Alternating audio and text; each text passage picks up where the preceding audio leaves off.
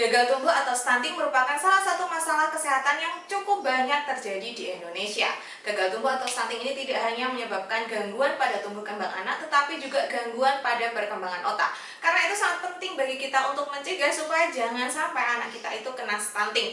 Nah, gimana caranya? Yuk kita simak dalam video berikut ini.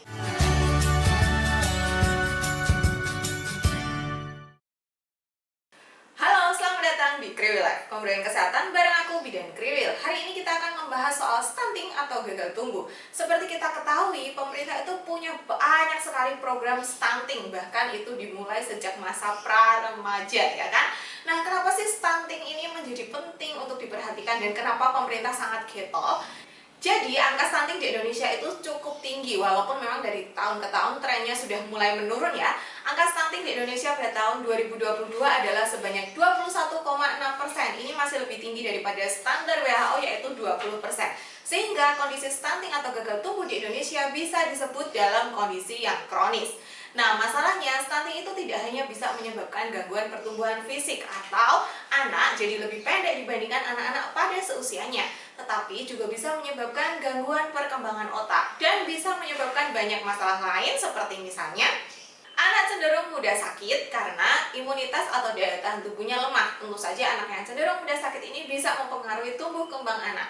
Adanya gangguan pada perkembangan kognitif, motorik, dan verbal, kemudian perkembangan otak yang terganggu, dan pada jangka panjangnya bisa menyebabkan gangguan mental atau gangguan produktivitas ketika anak sudah dewasa nanti.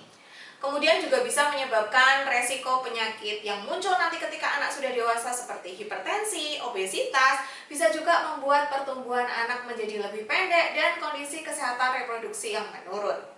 Nah, ibu-ibu sudah lihat kan bahwa sebenarnya dampak stunting atau gagal tumbuh itu nggak cuman anaknya jadi lebih pendek aja. Jadi jangan kayak, ih nggak apa-apa lah anakku pendek kan orang tuanya pendek. Nah, awas, jangan-jangan itu stunting. Nah, kondisi stunting ini biasanya itu disebabkan karena pada 1000 hari pertama kehidupan itu nutrisinya tidak tercukupi. Dan ini akan diperparah pada pola makan yang buruk atau kondisi lingkungan yang sanitasinya kurang baik. Karena itu, yuk mari kita simak tips mencegah stunting berikut ini. Yang pertama adalah memenuhi gizi sejak hamil. Seperti kita tahu ya, 1000 hari pertama kehidupan itu dimulai sejak bayi masih dalam bentuk janin di dalam kandungan. Karena itu, nutrisi dan gizi sudah semestinya dipersiapkan sejak ibu hamil. Bahkan lebih bagus lagi kalau dipersiapkan sejak masa prakehamilan atau remaja. Karena menurut penelitian, remaja yang anemia itu nanti ketika menjadi ibu akan mempunyai resiko lebih tinggi untuk melahirkan anak yang stunting. Karena itu, saat hamil sebaiknya konsumsi suplemen kehamilan, makan makanan yang bergizi, perbanyak konsumsi protein, dan jangan lupa untuk kontrol kehamilan rutin di dokter atau bidan ya. Yang kedua, memberikan ASI kepada bayi. Menurut penelitian, bayi yang mendapatkan ASI eksklusif lebih rendah resikonya mengalami stunting dibandingkan bayi yang tidak mendapatkan ASI eksklusif. Seperti kita tahu, ASI mengandung nutrisi makro dan mikro yang bagus untuk tumbuh kembang bayi dan juga mengandung protein whey serta kolostrum yang bagus untuk meningkatkan kekebalan atau imunitas bayi. Jika bayi dalam kondisi yang sehat dan imunitasnya baik, tentu saja bayi tidak akan mudah sakit sehingga tumbuh kembangnya bisa berjalan dengan optimal. Yang selanjutnya adalah memberikan MPASI yang sehat. Ketika bayi berusia 6 bulan, tentu kita sudah mulai memberikan makanan pendamping ASI atau MPASI. Nah, saat memberikan MPASI ini, tentu saja kita sebaiknya memperhatikan prinsip pemberian MPASI yaitu aman, adekuat, tepat waktu, dan responsif. Aman di sini maksudnya adalah mulai dari bahan yang digunakan, cara memasak, cara memberikan, cara menyimpan, itu sebaiknya aman untuk bayi. Yang selanjutnya responsif, itu maksudnya pemberian MPASI harapannya itu memperhatikan respon lapar dan kenyang pada bayi. Jadi anggap bayi itu memang punya lapar dan kenyang, jangan kayak robot yang langsung dikasih. Kemudian tepat waktu, tentu saja berikan MPASI pada bayi ketika bayi sudah menunjukkan tanda-tanda kesiapan MPASI. Dan yang terakhir adalah berikan MPASI yang adekuat, maksudnya bisa mencukupi kebutuhan nutrisi dan kalori pada bayi.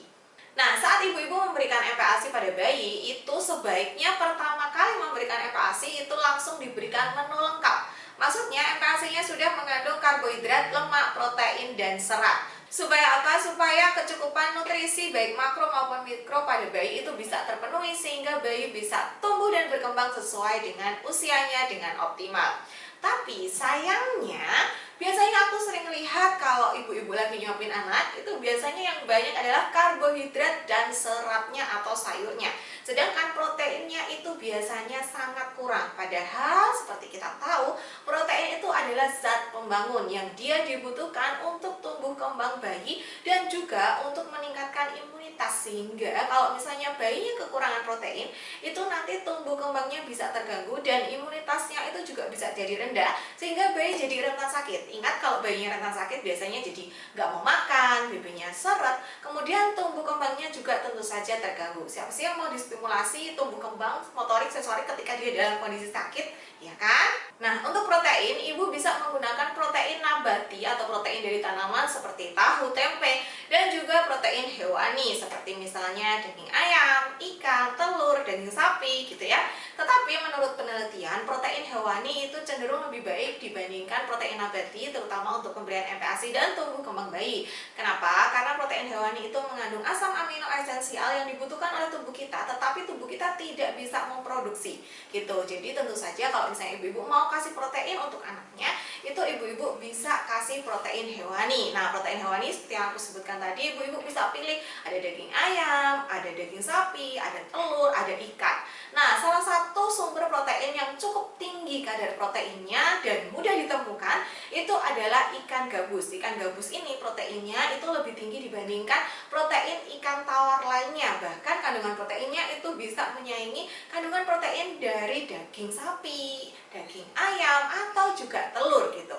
Selain itu, selain mengandung protein, ikan gabus itu juga mengandung albumin. Jadi, protein pada ikan gabus ini bagus banget untuk membantu meningkatkan kekebalan tubuh sebagai tumbuh kembang, dan ada albuminnya yang membantu pemulihan luka, misalnya pemulihan luka pasca operasi, pemulihan luka perineum. Makanya ibu-ibu kalau setelah melahirkan biasanya suruh banyak makan ikan gabus untuk mempercepat penyembuhan luka, karena memang ikan gabus itu mengandung albumin. Albumin ini bisa merangsang sel darah putih yang nantinya bisa meningkatkan kekebalan tubuh dan melawan penyakit. Nah, tentunya kekurangan albumin itu dapat menyebabkan nutrisi yang diedarkan ke seluruh tubuh jadi terganggu, sehingga akhirnya kekurangan albumin dapat menyebabkan gizi buruk pada anak-anak dan juga pada ibu hamil.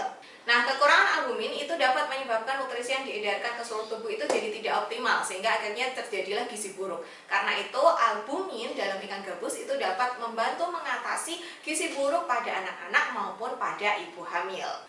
Nah, untuk membantu memastikan asupan protein dan omega 3, aku pakai produk Crystal of the Sea untuk memasak. Untuk kali ini aku pakai bubuk ikan gabus. Ini bisa banget buat bikin kaldu, sup, nasi tim, atau pengganti garam, dan buat masak tumis-tumisan. Bubuk ikan gabus dari Crystal of the Sea terbuat dari 100% ikan gabus kualitas premium tanpa tambahan garam, gula, MSG, atau bahan-bahan lainnya. 1 sendok bubuk ikan gabus mengandung 3 gram protein. Selain itu, bubuk ikan gabus ini juga mengandung omega 3 yang penting untuk pertumbuhan otak, albumin untuk penyembuhan luka dan memperbaiki gangguan gizi buruk pada anak-anak dan ibu hamil, serta tentunya tinggi protein yang penting untuk mempertahankan jaringan tubuh dan pertumbuhan. Produk ini bisa ibu-ibu gunakan sebagai bahan kaldu atau pengganti garam dalam MPASI, sehingga MPASI menjadi lebih gurih, enak, dan tentu saja khasanah rasa anak jadi lebih banyak dan bervariasi. Nah, tentunya ini aman digunakan untuk bayi mulai dari usia 6 bulan sampai lansia. Praktis dan sehat kan? Yang selanjutnya adalah terus memantau tumbuh kembang anak. Tujuan dari memantau tumbuh kembang anak ini supaya kita tahu kalau misalnya anak mengalami keterlambatan tumbuh kembang, sehingga kita bisa deteksi lebih dini dan tentu saja bisa diatasi sedini mungkin. Sehingga harapannya kalau diatasi sedini mungkin, efeknya itu jadi tidak terlalu buruk. Nah, ibu-ibu bisa memantau tumbuh kembang ini misalnya ke posyandu setiap bulan gitu ya, atau ketika imunisasi, dan ibu-ibu juga bisa melakukannya secara mandiri, tinggal dicatat aja di KIA, atau sekarang ada aplikasi Primaku dari Dokter Anak Indonesia yang sudah simple banget, bisa ditaruh di handphone, nanti tinggal ibu timbang sendiri lalu dicatat, nanti akan dibuat sendiri kurvanya dan kita akan tahu apakah plotnya ini normal atau tidak normal, atau di perbatasan antara normal dan tidak normal. Jadi jangan malas untuk memantau tumbuh kembang anak dan segera periksakan kalau misalnya curiga anaknya ini mengalami keterlambatan tumbuh kembang. Dan yang terakhir adalah menjaga kebersihan lingkungan. Kita tahu imunitas bayi itu kan belum optimal ya, jadi bayi itu cenderung rentan dan mudah sakit.